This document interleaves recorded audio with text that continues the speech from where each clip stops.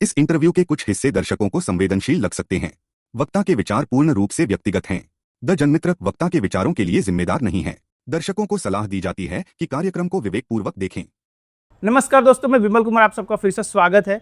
आप जान ही रहे हैं कि हम एक एपिसोड चला रहे हैं जिसका नाम है उम्मीदवार, और हमारी कोशिश है कि आपके बीच किसी भी पार्टी का किसी भी तरह का प्रत्याशी अगर मैदान में है तो आप उसको जानें, उसको समझें, उसको परखें और तब जा करके आप वोट दें। क्योंकि जब आप उम्मीदवारों को जान करके वोट करेंगे ना तो लोकतंत्र मजबूत होगा। वो बंदा आपके लिए सोचेगा, वो व्यक्ति आपके लिए सोचेगा, आप उससे कनेक्ट फील कर पाएंगे। और तो इसी कड़ी में हम बात करने पहुंचे हैं इंडिपेंडेंट कैंडिडेट के पास जो निर्दलीय प्रत्याशी हैं और सदर विधानसभा बक्सर से ताल ठोक रहे हैं। नाम है ओम जी यादव।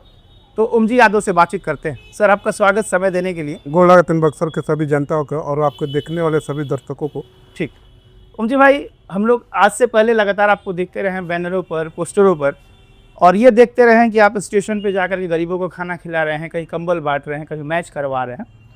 तो इस तरह के काम करते रहे, अचानक आप राजनीति में कैसे कूद गए और फिर चुनाव में कैसे आ गए?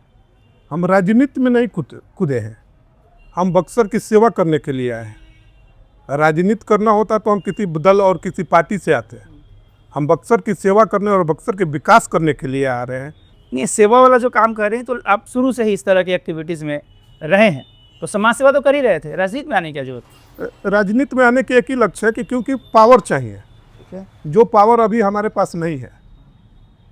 अगर यहाँ हमको कुछ बढ़िया करना होगा उसके लिए पावर चाहिए।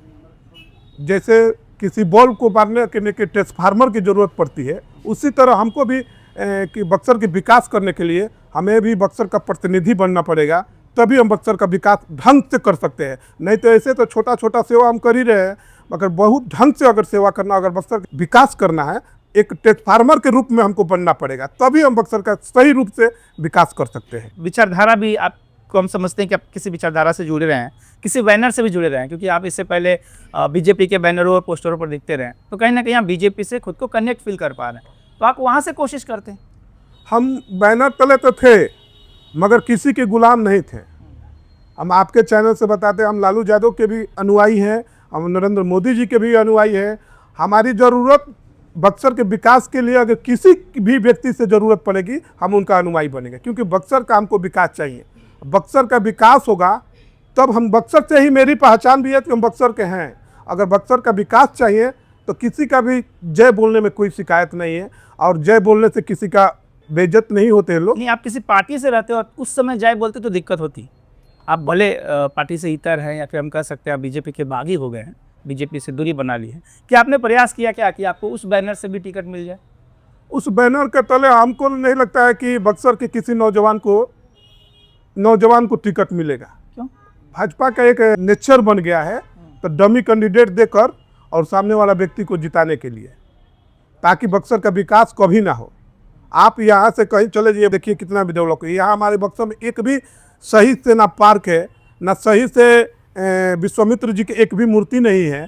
एक मूर्ति छोटा सा है, वो भी MB कॉलेज में बना हुआ है, वो भी ABP के कार्यकर्ताओं द्वारा बनाया है। बक्सर की पहचान के लिए कुछ यहाँ के कोई भी प्रतिनिधि है किसी भी पार्टी से आज तक नहीं सोचे हैं कि बक्सर का विकास किस रूप में दिया जाए। बक्सर की पहचान है विश्वामित्र जी से, और विश्वामित्र जी का एक भी पार्क चाहे एक भी मूर्ति कहीं आपको दिखाई नहीं देगी।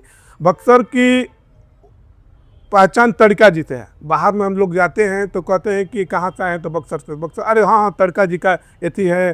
तो अब वो लोग आते हैं बक्सर तो कहते हैं कहाँ है तड़का जी का मंदिर, कहाँ तड़का जी का वध हुआ था, कहाँ तड़का एथी है। तो हम लोग उस समय शर्मिंदगी महसूस करते हैं। मगर चुनाव बीतने के बाद, मैं राजनीति से हटकर ये बात कह रहा हूँ, चुनाव हटने के बाद दो चीज़ तो आपको जरूर दिखाई देगी। एक विश्वामित्र जी की मूर्ति, अपने आवश्यकता क्रम के मुझे जितनी शक्ति होगी उतने बढ़िया से विश्वामित्र जी का मूर्ति और तड़का जी का मूर्ति और राम लक्ष्मण का मूर्ति इतना भव्य बना के दिखाएंगे बक्सर में। चुनाव से मुझे कोई मतलब नहीं है, चुनाव जीते या हारे या क्या होगा उससे हमको कोई मतलब नहीं है। बाकी बक्सर की पहचान विश्वामित्र जी से है, तो विश्वामित्र जी की मूर्ति बक्सर में लगनी चाहिए। ये मेरा प्रण है कि लगेगी, और वो भी कब लगेगी ये नहीं, 6 महीने के और 9 महीने के अंदर लगेगी। ये मेरा वादा रहा है आपके आप जिस तरह से बात कर रहे हैं कि विश्वामित्र जी की मूर्ति लगनी चाहिए और आप उसी रिस्पेक्ट से ताड़िका जी कह रहे हैं, कुछ लोगों को मतलब कुछ लोगों की भावना भी आहत हो सकती है ना। ताड़िका को एक राक्षस के रूप में देखा जाता है, आप उनके लिए इतना सम्मान रावण को भी लोग उसी नजरिए से देखते थे, अत्याचारी है, ये है वह। बाकी रावण विद्वान थे, ब्राह्मण था, उसी परिवार से ये भी आते हैं। रावण का आज भी श्रीलंका में जाइएगा तो पूजा होता है। अभी हम ये भारत मान्यता भारत की बात में है, मतलब मानने वाले भी लोग हैं ना। क्यों नहीं मानेंगे भाई? अगर ताड़िका नहीं होती तो यहाँ राम लक्ष्मण नहीं आते, ताड़िका नहीं रहती तो विश्वामित्र जी का यहाँ जिक्र नहीं होता। ताड़िका का देन है ना भाई, तब यहाँ जिक्र हो रहा है। अगर चुनाव नहीं होता तो यहाँ मुन्ना तिवारी को कौन पहचानता? ये तो कुरान तो कहते हैं। मुन्ना तिवारी बोले हैं आप कुछ दिन पहले उनको बाबा कह रहे हैं। हाँ, किला वाले बाबा हैं। इसका क्या मतलब है? किला वाला बाबा है कि उनको अभी कल इंटरव्यू उनका भी देख रहे थे। किला वाला बाबा इसलिए कहते हैं कि उनका 10 बरस का काम यही है कि किला उगरने के लिए। और वो अपने कल रामपुर में शायद एक इंटरव्यू में कह रहे थे, तो एक लड़का है कह रहा है कि किला वाला बाबा, तो किला वाला बाबा हम हैं, यहाँ के दर्शकों के नागरिक को एसी में सुताते हैं, बैठाते हैं, उनका सुनते हैं समस्याओं को, बाकी हल नहीं करते हैं, बाकी एसी में बैठाते हैं। उनका किला वाला बाबा का इंटरव्यू कल का है। तो आप एसी में किसी को बैठाइए चाहे मत बैठाइए, बक्सर के विकास की बात करके वोट मांग लीजिए ना भाई। बक्सर के विकास के नाम पे वोट रहे बीजेपी से, चूंकि आप आए वहां से हैं, आपका दिक्कत बीजेपी से, चूंकि आप वहां से बागी हैं, तो आप लड़ बीजेपी के प्रत्याशी से रहे या फिर महागठबंधन यानी कांग्रेस के प्रत्याशी? नहीं, हम किसी भी प्रत्याशी से नहीं लड़ रहे, हम बक्सर के विकास के लिए लड़ रहे हैं। हम आज भी आपके चैनल से माध्यम से कहते हैं, बक्सर के विकास के लिए कोई भी प्रत्याशी आप आगे आके खड़ा होगा तो भविष्य में भी हम चुनाव लड़ने के लिए उम्मीदवार नहीं होंगे। मगर बक्सर का विकास हो। क्या क्या योजना है आपके पास, किस तरह से विकास कर पाएंगे? बक्सर का रोजगार हो, शिक्षा हो। अभी एक भी कॉलेज खुला है आज़ादी के बाद। यहाँ बक्सर में एक भी कॉलेज महिला के लिए कहीं महा कॉलेज है, एक भी सरकारी। हॉस्पिटल में चले जाइए, दवा नहीं मिल रहा है। प्रतिनिधि का मतलब हुआ कि कम से कम महीना या 2 महीना या 1 महीना या 15 दिन पर कम से कम हॉस्पिटल का चक्कर काटना चाहिए कि यहाँ की क्या व्यवस्था। एक ही हॉस्पिटल है, पूरा सदर का एक ही हॉस्पिटल है, वो सदर हॉस्पिटल है। सदर विधायक के प्रतिनिधि हर दिन जाते हैं, हर रात जाते हैं। वो कमीशन लेने के लिए जाते हैं, वो देखने के लिए नहीं जाते हैं कि क्या है क्या नहीं है। वो सिर्फ कमीशन लेने के लिए जाते हैं। तो कौन डॉक्टर नहीं आया है तो उसका आधा हमको दो, 1 दिन का सैलरी का आधा तुम ले लो। दवा कौन नहीं है, वो दवा का आधा पर आरोप क्या लगाते हैं? सही बात है। प्रतिनिधि वहाँ जा रहे हैं और किसी जनता को सेवा दिए है तो बताइए ना, अभी अपने फाइल से कितनी सेवा दिए हैं। 10 बरस से यहाँ विधायक है ना, कम से कम 50 आदमी को उनको पटना एम्स चाहे दिल्ली एम्स में विदा करके अपने फाइल पर किए होंगे तो दिखा दीजिए। वो तो दिखा देंगे ना। चुनाव अभी चल रहा है, चुनाव के ही समय लोग उनसे सवाल करेंगे। हम चुनाव के बाद भी सवाल करेंगे, चुनाव से पहले भी सवाल करेंगे।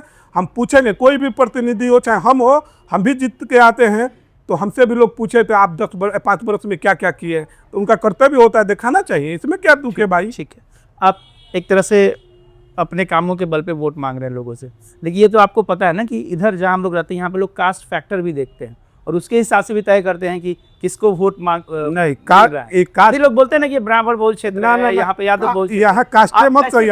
हमको तो क्षेत्र में घूमने से लगा है, अभी जो घूम रहे हैं, हम तो पहले ही इस चीज़ को नहीं जानते थे कि यहाँ कास्टे नहीं, यहाँ पार्टी, कास्ट और रुपया, 3 चीज चलता है। 3 चीज चलता है। आपके पास कास्ट हो, वो भी ब्राह्मण हो तो सब ब्राह्मण आपका है, यादव है तो सब यादव आपका है, और पैसा है तो आपके पीछे 10 आदमी 20 आदमी 50 आदमी। आप कहाँ से वोट ला पाएंगे? हमारे पास जनता है, बक्सर के बेरोजगार जो जनता है वो हमारे साथ है ना। हम तो पैसा के पीछे घूम रहे हैं मैदान फील्ड में। हाँ, फील्ड में है। क्या लग रहा है, लोग कुछ बता रहे हैं? अब ये तो 14 तारीख को पता चलेगा। क्या लग रहा है मतलब हमको? देखिए, हम अपने मुंह से कहेंगे तो लोगों की लगी जाएगी। तो देखो, हम अभी चुनाव में जीत रहे हैं।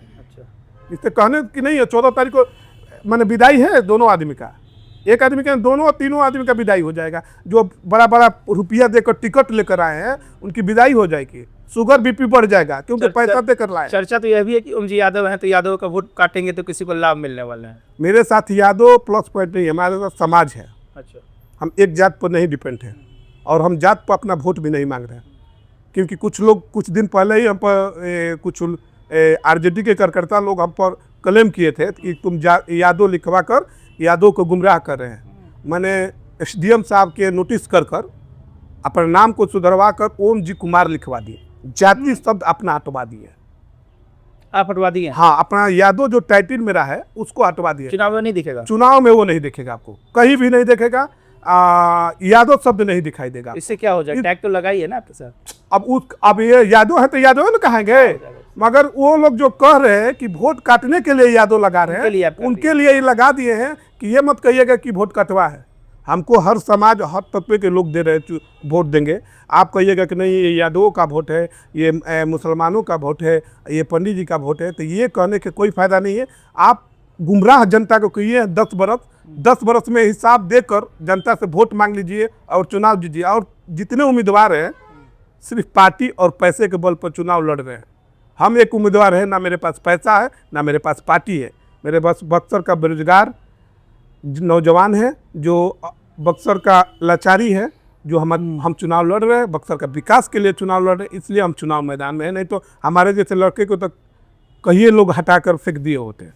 जो लोग बीजेपी से बागी होकर लड़ रहे हैं कहीं पर भी, ना केवल बक्सर बल्कि पूरे बिहार की बात बता दूं, तो उनके यहाँ एक कॉल जा रहा है या कुछ लोग जा रहे हैं, आपके साथ ऐसा कुछ हुआ क्या? मेरे पास कम से कम आपको रिकॉर्डिंग भी सुना देंगे 10 कॉल ऊपर आया है। इसका बढ़िया बढ़िया आदमी के नाम नहीं धर सकते चैनल के माध्यम से। बीजेपी के कम से कम 10 ऐसे केंद्रीय लोग हैं जो हमको फ़ोन किए हैं कि आप ये क्या कर रहे हैं, आप क्यों चुनाव लड़ रहे हैं, वहाँ उम्मीदवार है। कि ये हम उन आदमियों से यही पूछे कि बक्सर की नौजवान सिर्फ दरी बिछाने के लिए काम कर रहे हैं, कुर्सी लगाने के लिए काम कर रहे हैं, सिर्फ भीड़ जुटाने के लिए काम कर रहे हैं, और जब चुनाव लड़ने का हम लोग को मौका मिल रहा है तो आप कहीं बाहरी आदमी को लेकर पटक दे रहे हैं। ऐसा कब तक चलेगा? लोकसभा में पटक दिए, विधानसभा में पटक दिए, तो अब तो जीवन भर ऐसे ही हम लोग चलते रहेंगे। और विकास की बात करना होगा तो हम क्या करेंगे? आज शाम जाएंगे विकास की बात करने के लिए या पटना जाएंगे विकास की बात करने के लिए? अगर बक्सर का कोई नौजवान जीतेगा, बक्सर का कोई उम्मीदवार होता, तो बक्सर में हम जाकर उसके आवास पर मिलते। चाहे कि कोई भी तीज और त्यौहार आता तो उसमें तो कम से कम वो बक्सर में रहता, उस समय हम उसको बक्सर की आवाज़ उठाते उसके सामने। तो ये से भारतीय जनता पार्टी जो गुमराह कर रही है जनता, हमारे बक्सर के नौजवान और बक्सर के समाज को, तो ऐसा नहीं करना चाहिए। नामांकन हमको लग रहा है सबसे पहले बक्सर में हुआ, शायद पहले दिन नहीं हो पाया, तो दूसरे दिन प्रक्रिया पूरा हुआ। उस दिन हम लोग ने देखा कि सैकड़ों युवा जो हैं वो शहर के बड़े बड़े चेहरे वो आपके साथ थे, लेकिन जब गठबंधन, महागठबंधन और एनडीए के प्रत्याशी आ गए, वो धीरे धीरे आपसे दूरी बना रहे हैं। दूरी नहीं बना रहे हैं, वो लोग को गुमराह करके बुलाया जा रहा है। अरे वो निर्दलीय है, क्या है ये, सबके साथ एक दूसरे का संबंध है। मगर वो लोग कह रहे हैं कि भाई हमको ओम जी भाई हमको अभी जाने आने दो, आपको तो वोट ले ज़रूरत है। अच्छा, आप जब बुलाइएगा जब हम आपके लिए खड़े हैं। कि बक्सर के नौजवान हैं, उनको उम्मीद है कि नहीं चलो भाई हम जाना है, मुझे हम जाने दे रहे हैं। हमको किसी आज ये लोकतंत्र है, ये चुनाव को चुनाव जैसा लड़े जाए, न कि झगड़ा कर कर ऐसी द्वेष भाव रखकर। इसको लड़ा जाए सिर्फ प्रेम से। ये त्यौहार है, 5 साल पे एक बार आएगा, आपको लड़ने के लिए 5 साल पे एक बार आएगा। 1 साल में ही हम लोग झगड़ा करने लगते हैं, तो झगड़ा नहीं करना है। जिसको जहाँ मन वहाँ जा सकता है, मगर जब वोट देने की बात आए तो अपने दिल पर हाथ रख कर ये वोट दे, किसी को भी दे। हम नहीं कर रहे तो हम ही को दे। कि बक्सर का सही में ये विकास व्यक्ति कर सकता है तो उसी को वोट दीजिएगा, अन्यथा उस व्यक्ति को वोट मत दीजिएगा जो 10 बरस आपको पीछे ढकेल दिया है और 10 बरस फिर आगे ढकेलने की कोशिश में, 5 बरस आगे ढकेलने की कोशिश में, वैसे व्यक्ति को वोट मत दीजिए। अगर मान लीजिए आप मैदान में नहीं होते, मान लीजिए नहीं होते कुछ पल के लिए, तो आप किसको चुनते? आनंद मिश्रा को या फिर मुन्ना तिवारी? लोटा को। लोटा चुनते। ये दोनों आदमी विकास नहीं कर सकता है। यही आनंद मिश्रा जी है, तो अभी 1 साल पहले चुनाव यहाँ से लड़ के गए हैं, कहे हम चुनाव हारने के बाद भी बक्सर में रहेंगे, बक्सर का ही हम है। ये तो सिर्फ जाति पर चुनाव लड़ने आए ना, आप पार्टी पे। इनको इतनी ही शौक थी तो चुनाव अपने बल पर जीत सकते हैं तो ब्रह्मपुर ले टिकट ले लेते, शाहपुर ले टिकट ले लेते। ये तो जान रहे हैं कि यहाँ ब्राह्मण बहु क्षेत्र है, इसके चलते ही यहाँ आकर चुनाव लड़ रहे हैं। सेफ जोन में है। अगर सेफ जोन में नहीं है तो आप पार्टी का सिंबल हट कर चुनाव लड़े थे, कितना आया था वोट आपको पता ही है। आप निर्दलीय कोई भी चुनाव लड़ेगा तो उनसे बेटर रहेगा। ठीक है, आखिरी सवाल आपसे करेंगे कि अपने जनता, जो बक्सर की जनता है, उन्हें आप क्या अपील करना चाहेंगे और क्यों लोग आपको चुने? हमको चुनने के लिए एक ही मंत्र है कि सिर्फ बक्सर के विकास के लिए चुनिएगा, और बक्सर का हॉस्पिटल व्यवस्था बढ़िया हो, दवा बढ़िया हो, डॉक्टर बढ़िया आए, और शिक्षा हो बढ़िया, महिला के लिए एक महाविद्यालय खुले, यहाँ एक आयुर्वेद का यहाँ कॉलेज है, कॉलेज है। उसको भी बढ़िया से बना दिया जाए। उसको भी कोई भी उम्मीदवार उस पर आवाज़ नहीं उठाता, उसको बनाने के लिए दिया जाए। और बक्सर में एक विश्वामित्र जी के और तड़का जी का विशाल मूर्ति, कोई भी उम्मीदवार हो और हमको जिताते हैं चाहे नहीं जिताते, हम तो अपना ये काम करेंगे विश्वामित्र और तड़का जी वाला।